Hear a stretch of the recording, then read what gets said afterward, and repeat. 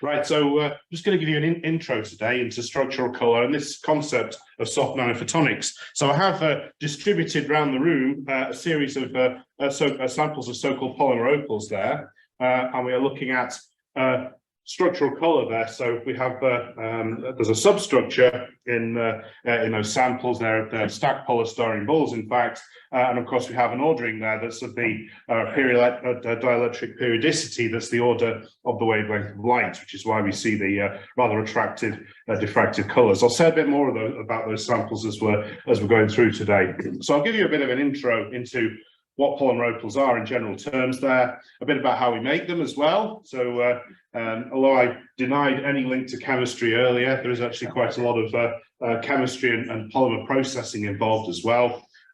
This very interesting or curious process we have of being able to order these polystyrene, sticky polystyrene spheres into ordered arrays using shear ordering. So I'll be saying a bit more about that.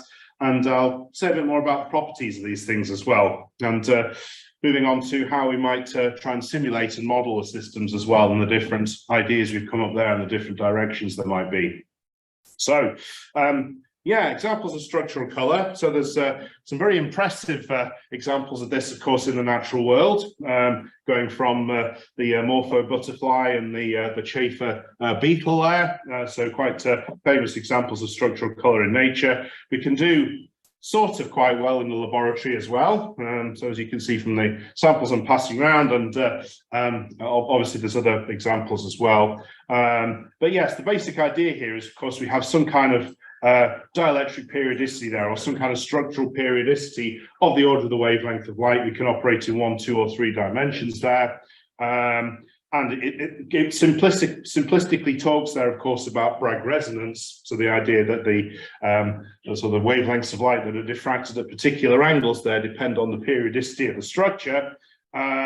Yeah, as you'd expect to see with something like a diffraction grating, of course. And the most obvious and simple thing to do by way of variation, of course, is to change the size of the grating, which, as we'll see later, in terms of our polymer opals here, would of course equate to changing the size of the balls that are stacking there. And of course, we can see the different colours that arise for having the different plane periodicities there, or periods in the structure.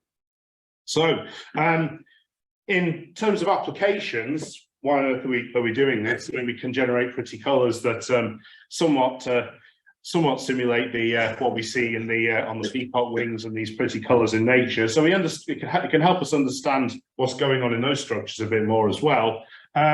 But in terms of applications, we're in this regime here of so-called soft nanophotonics. So we're trying to get loads of buzzwords and sort of staple them together here, I suppose.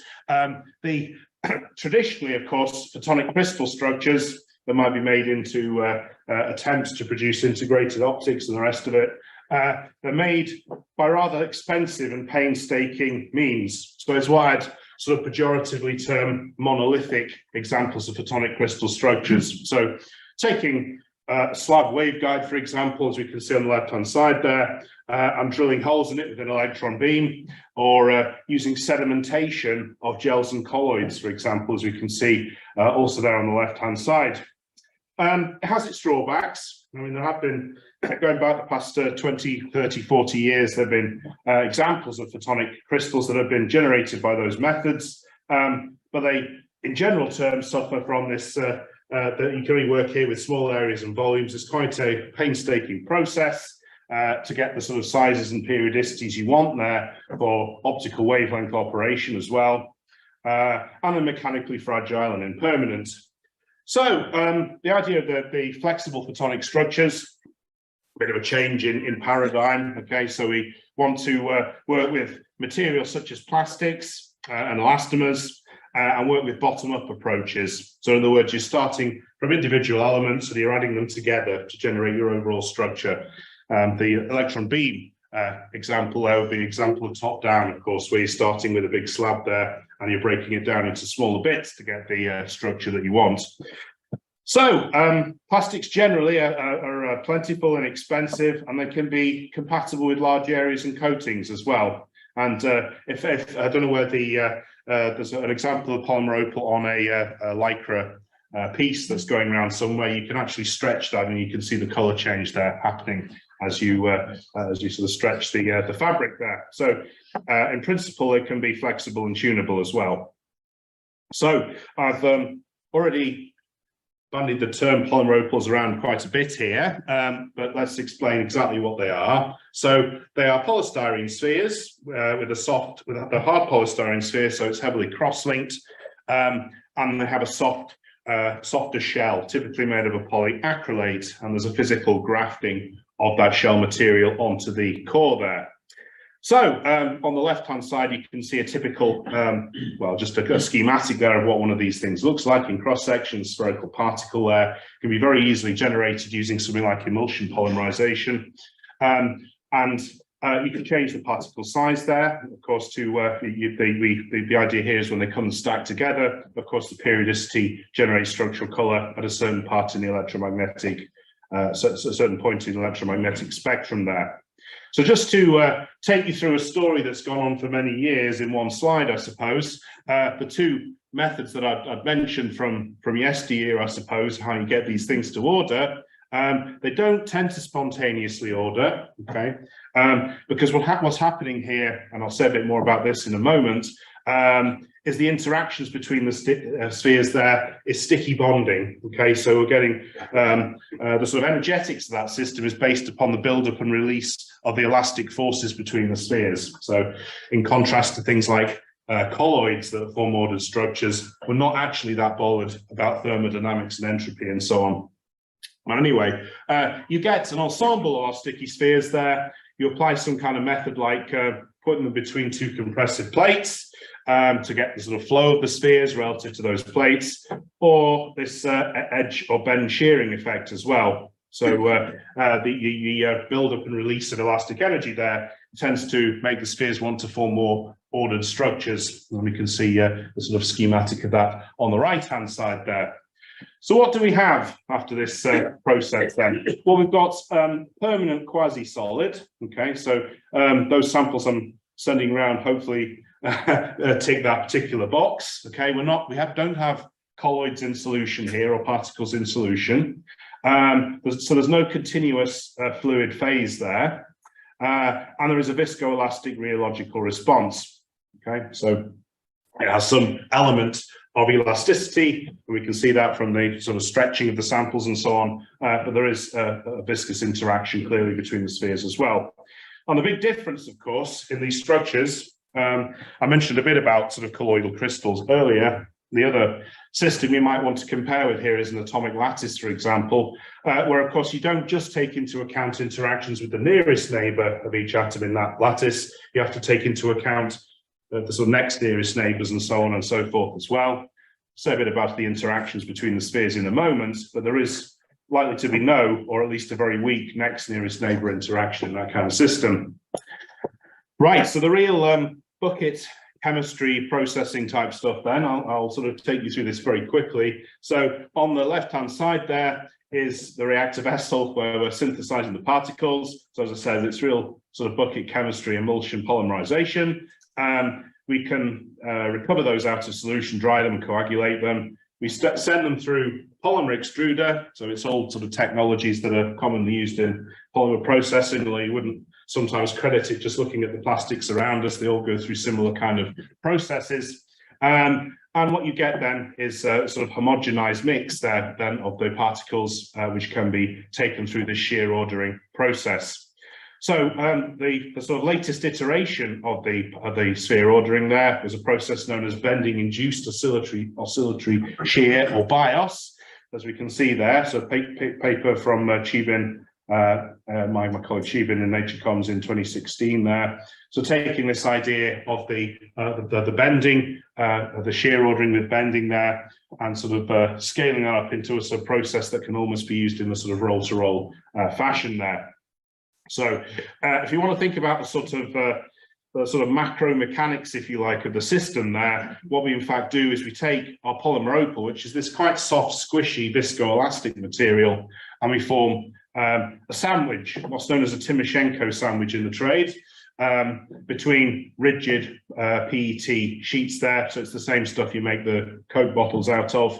It's a lot more rigid than the polymer opal. And as you take this sandwich over some kind of bend there, or over the radius of the sphere there, we get a differential shearing, of course, of the top and bottom surfaces of the film there, and that actually drives the ordering process. So that's how we got to the films that are circulating around the room then. So just to, for those of you who have not seen the samples going around, there's some other pictures of what we've got there. So you can see the structural colour there, the sort of brilliant green iridescence we have there. So we've got spheres of a particular size there. Very nice image B there, of course, where we've just sort of flexed the sample there. It's still in its encapsulant. Most of the samples I've sent around are as well there. And you can see the different structural colours at different angles there. And in transmission as well. So these films are possibly hundreds of microns thick, or certainly tens of microns thick, and you can see there the structural colour. You can see the sort of manifestation of that in the transmitted light as well. So if they're reflecting strongly in the green, what that means is the other colours are basically transmitted, which is why we get the sort of magenta colour there, and you can see how that changes with angle and with the flex of the sample as well. And just a bit of spectroscopy for you on the right hand side there. We can see the reflectance and transmittance spectra there, and we can see how the very sharp resonance there builds up as we take the sort of batch material there in thin film form through the BIOS process, and we can see how the ordering improves, and we see this very strong resonance effect there, a particular wavelength that's also mirrored in the transmittance. So, yeah, we get a scattering cone behaviour as it describes at the bottom there. Okay, so what we've got here are samples that they're not perfectly ordered. There's some inherent disorder there, and the refractive index contrast also is quite small. Okay, so in polymers, we have refractive indices typically between about 1.3 and 1.7. Okay, so that's a much smaller range of variation than for many dielectric materials. So rather than behaving like a diffraction grating, in fact, what we see is more like a resonance scattering that acts over a cone. And we can see that sort of illustrated in the very nice paper there by my PhD student, Giselle. You can see the scattering cone over a range of viewing angles there. So, we haven't just taken the structure of these things for granted. Okay, we sort of approximate it as being a sort of perfect crystal with the sort of random close packing arrangement there. So there's been quite a lot of work to actually try and determine what the structures that result from this process are. So I've just got again a few images there from Chibin Zhao's thesis from a few years back. So using focused ion beam cutting, it's a bit of a tour de force really, being able to produce micrographic images of that quality in soft matter-like polymers. But anyway, he did it. So there we can see an example of the substructure of polymer opal there. So yes, it has quite good periodicity, but it has already has some quite clear evidence of chaining rather than being a perfect crystal as well. So that depends to some extent on the direction of processing, is one of the things we found. Good old small angle X-ray scattering there at the bottom. So there's all sorts of different techniques in sort of experimental measurement here to determine the structure, and we can see some very nice scattering peaks there after we've gone through this BIOS process. So we start out with a series of rings just on the left-hand side there in the pre-BIOS sample.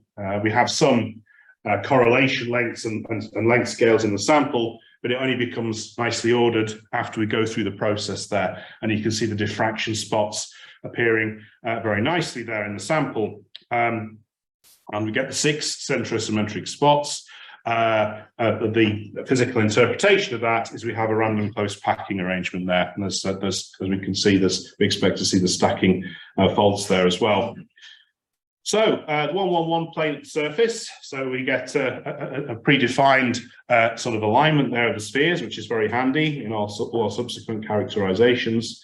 As I said, I'm going to try and steer the talk here a bit more towards how we simulate and how we model these systems now, because that's where we really need your help here. I'm just going to take a slight sort of 90-degree turn there and think about how we consider these sorts of systems here with what are arguably more familiar situations, such as colloids and granular systems. So a colloidal system, I mentioned that before.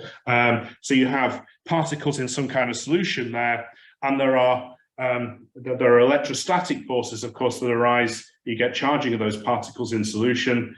So there can be electrostatic forces and van der Waals interactions between those spheres, but they can form these sort of thermodynamically stable configurations. That's not what we have. Okay, I've fought many a battle with paper reviewers about this. What we have is a situation in the middle whereby it's an athermal system basically, and we have a sticky bonding interaction between the spheres and hard sphere collision as well. So you can't force these things together. They have a strong repulsion as you move them very close together. And then on the right there, going to another kind of scale is granular systems. So this could be sort of sand dunes or collections of slightly larger particles there, where in fact gravity plays quite a role as well there, and there's bridging between particles and sort of various jamming processes going on. So we're sort of sat in this middle regime here. That's got to form the basis for any sort of theoretical framework we're going to work with here. So I'm just going to say a bit more about the sort of temporal evolution of the ordering process now as well. So just taking the argument forward a bit here. So we can see the oscillatory shear there being, we have an optical, what's called optical shear cell here. So we've got a small amount of our polymer opal material, and we've kind of squished it between two transparent windows there, and we're looking at the whole sort of system there with a microscope through the top. And you can use this to track how the spectrum changes with time as you get the relative shear of the two windows there. So we're not doing it over a heated edge anymore now. We're doing the shearing between the two windows that have a relative motion with respect to each other there. And we can look at the temporal evolution of BIOS there as well. So it proceeds monotonically, okay, so to use the terminology there, so it doesn't go back and forth, it proceeds monotonically with the oscillatory shear there. And we also see there are regimes of strain here that give us the best results. So we need to put enough strain in there to get the sort of spheres moving relative to each other and allow some sort of slippage of planes in the structure there. If we go to extreme strain there, or put extreme shear on the system, we get a process known as shear melting. So what we end up with is a sticky mess there usually. So we've gone beyond the regime at which the process has any efficacy. So what do we know then? We know it proceeds monotonically. It optimally requires relatively large strains, so 100%, but not so high that we get the shear melting there. And it produces these layers and a gradation of ordering with depth. Okay, so we can we've seen shear ordering assembly being used before in colloidal suspensions. So the whole concept isn't totally new. Okay, so we've got a reference there for a paper quite some time ago.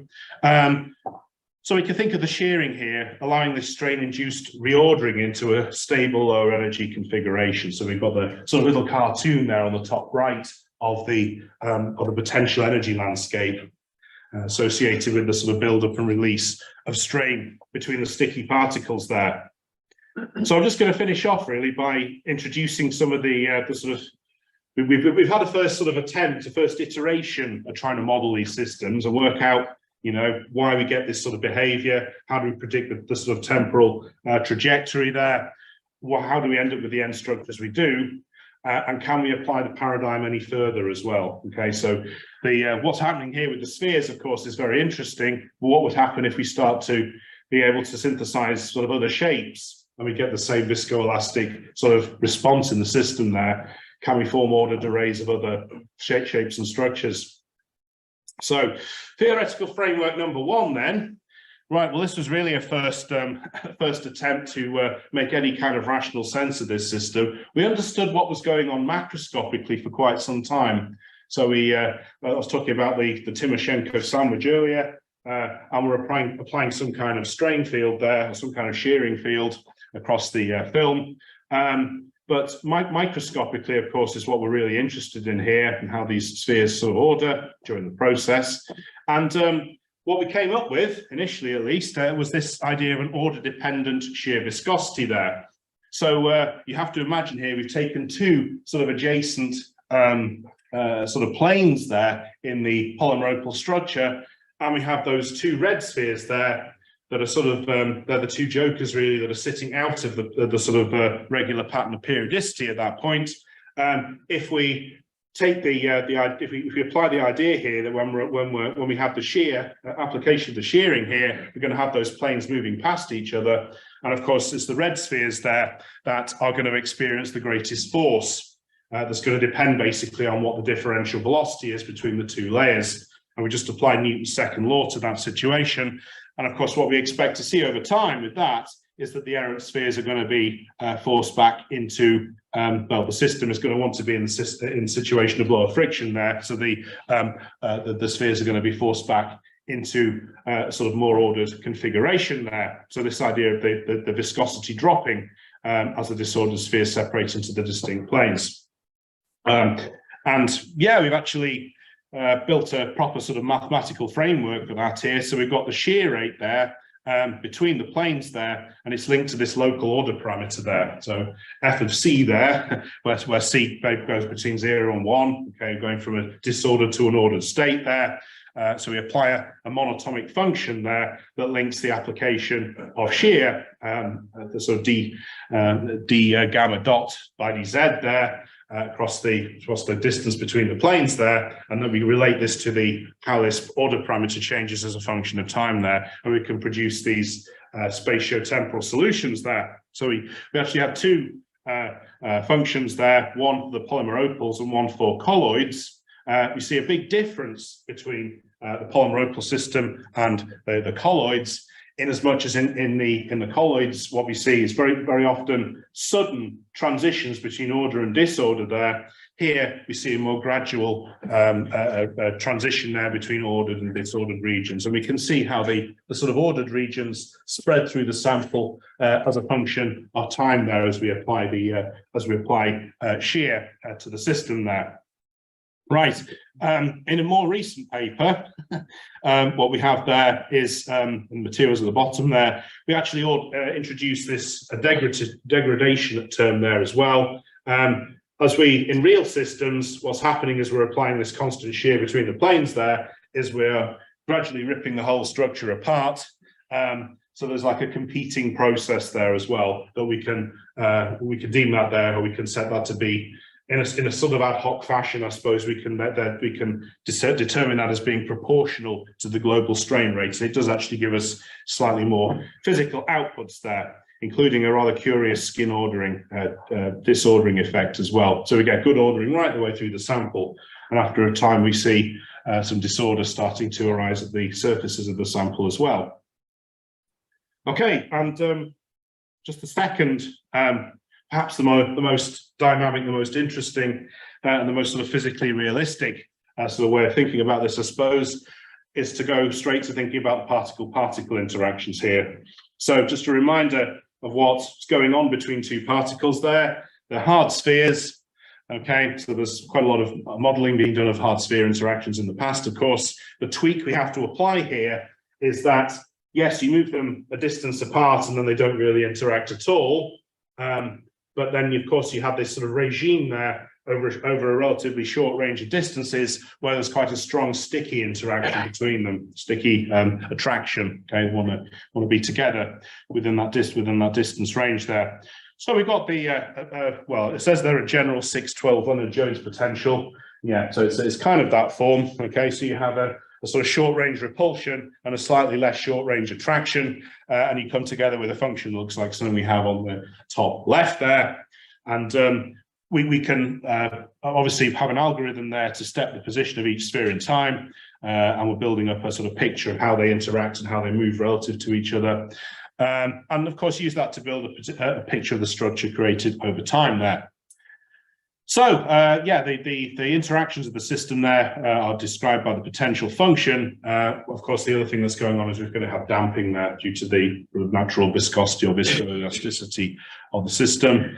So we maintain the spheres there at a constant temperature, and we apply a pressure there, of course, or a force to push the spheres through some kind of gap. So we might be modeling, for example, a polymer extruder here. So you remember the bag full of the stuff that looked like frozen cotton wool earlier, before they go into being those nice processed samples. If we take that material and try and force it in a polymer extruder through a narrow gap, of course, to produce ribbons and fibers, so the standard polymer extrusion geometry there, we get the sort of outputs we see in the bottom there. So you can look at the strain field there, and of course the ordering of the particles and how that develops as a function of time.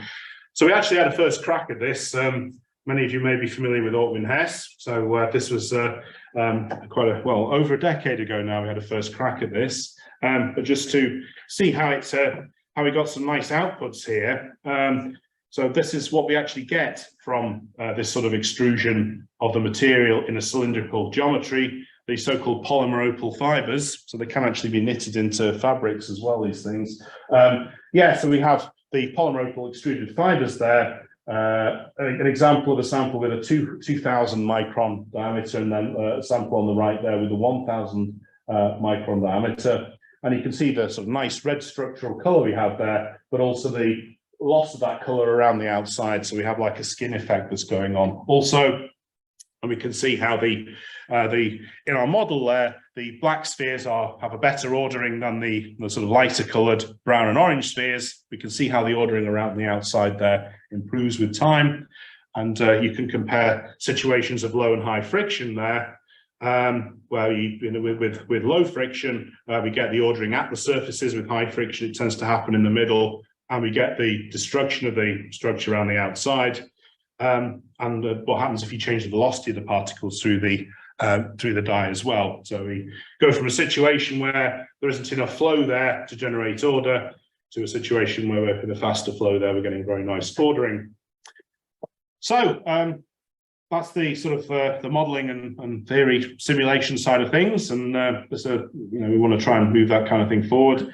Just to round off then, applications, you may be wondering about that. We've got all the pretty samples I've sent around. Yes, that's from some fashion show somewhere. We made fabrics and garments, and you can see the sort of stretch tunability, the polymer opals and the lycra there. So not just pretty pictures there and pretty clothing and the rest of it, decoratives, but also things like potentially tamper resistance and anti-forgery security and so on as well. Got quite a unique structural color there that can be made into a sort of thin film arrangement. Applications there, all sorts of different situations where they can be used in sensing and detection as well. So I've listed a few of the main ones there. You can see the sort of thermochromic effect going on there as the refractive index contrast changes as a function of temperature. So I will skip through all this. We've just to talk about future directions. So we want to make structures that that will undergo the BIOS process. We can use the same paradigm, the same process there to produce these ordered structures, but we have different components there in the system. So can we replace the polymeric components there with metals or dielectrics? Can we start to introduce non-spherical particles, things like anisotropic particles, elliptical particles, and then we're going to have to start thinking more carefully about packing geometries, which is where the sort of mathematicians come into the equation a bit more here. And that sort of those sorts of systems we might see, for example, strain tunable birefringence, which would be very interesting. If we could build metallic components in there, we might be looking at being able to generate metamaterials or plasmonics on these sorts of length scales. So I think I'm over time now, so we'll just wrap up there. Just to acknowledge a few folks then. So the materials group here in Aber, so Giselle, who's recently graduated from a PhD, and John and Matt. People I've worked with in the past, so Jeremy Baumberg at the Cavendish Laboratory in Cambridge, Keibin in Shanghai there. So the clever chemists who've been making our materials, particularly pleased to have been working with Mike Butters at Verichem, who helped us with this CAS studentship that paid for Giselle's PhD, CAS 2 program there. And thank you for your attention.